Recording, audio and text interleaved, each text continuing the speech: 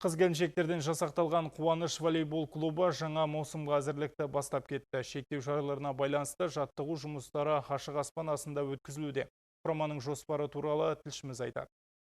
Бапкер Азамат Есімовтің қол астында жаттығатын қыздар өткен жылы чемпионатты 4-ші орынмен тәмамдаған болатын. Қатарға 3 ойыншы жаңадан қосылған. Құрамаға оңтүстіктен Антонина Рубцова мен Людмила Исаева қабылданыпты. Команданың орташа жасы 23. Бас бапкердің айтуынша, спортшылар бабында жүлделі орындарға таласуға мүдделі. В этом году задача у нас стоит попасть в призы. Биыл жүлделі орындардан көріну міндеті тұр. Ел ішіндегі жағдай оңалса, волейбол ойындары қыркүйекте басталады. Дайындық шаралары кестеге сай атқарылуда. Биыл Суперлигада жалпы 10 команда қатысады. Осы жылы ойынға Жетісу және Тараз қосылады. Осы жылы Екатерина Михайлова команданың капитаны болып тағайындалды. Спортшы Ресейден бірнеше жыл бұрын келген. Состояние команды отличное, все уже втянулись. Команда бабында жаттығуда қыздар белсенділік танытады. Сырттан келген Людмила Исаева және Светлана Парукова командамызды жеңістерге жетелейді деген үміттемін. Құрама қыркүйек айының соңында Қазақстан Республикасы кубогіне қатыспақшы. Қазан айында Суперлигада медаль үшін ойнайды. Кездесулер жоспарын жарыс ұйымдастырушылары жуық арада әзірлемекші.